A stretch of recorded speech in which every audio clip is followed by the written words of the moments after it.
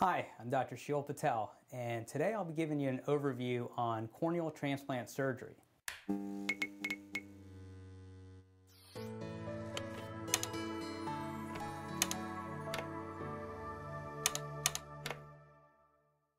First, let's talk about corneas. The cornea is a clear dome-shaped window of the eye that allows light to bend and focus on the back of your eye. It allows us to have excellent visual acuity, and it protects our eyes from the surrounding environment. The cornea is attached to the white coating of the eye called the sclera.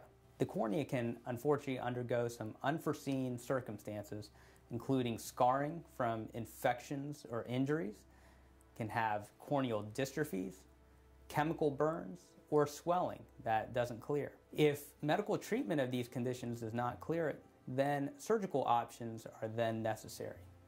As a corneal specialist, I've seen a number of these conditions happen, and our goal is to help treat this condition to the best way we can possible, either medically or surgically. Let me tell you a brief bit about the history of corneal transplant surgery. It first started in 1905, and over the next 50 years, the medical and technological advances helped this become more and more successful. What's been so impressive about this is now corneal transplant surgery is the most successful organ transplant performed on any part of the body. It's performed in over 30,000 cases across the country every year. There are two main forms of corneal transplant surgery. The full thickness form, called penetrating keratoplasty, or abbreviated PK, or the partial thickness transplant, abbreviated DSEK. Both are excellent forms depending on the nature of the condition, injury, or dystrophy of the eye. Penetrating keratoplasty is used when the whole cornea is involved, and after the cornea is removed, a new cornea is in place and requires stitches to bring the donor cornea to attach to the patient or their recipient cornea. Although it takes the better part of a year for healing, the success rates are well over 90%.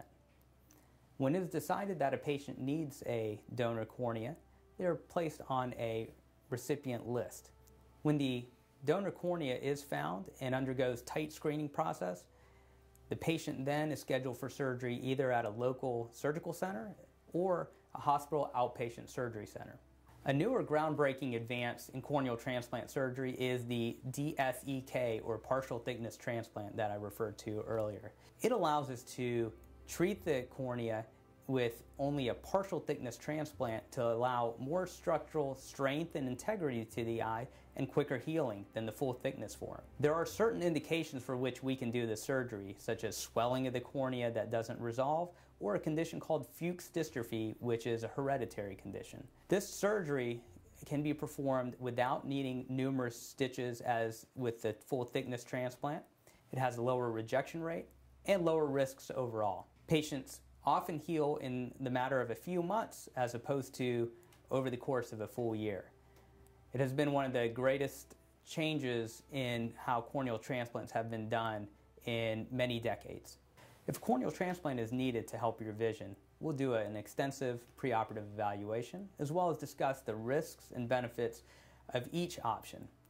It's a long process with healing, but the goal is to provide sharper and clearer vision to allow you to do more with your life and see better long term. That's our goal, and we look forward to discussing these groundbreaking changes with you in the near future.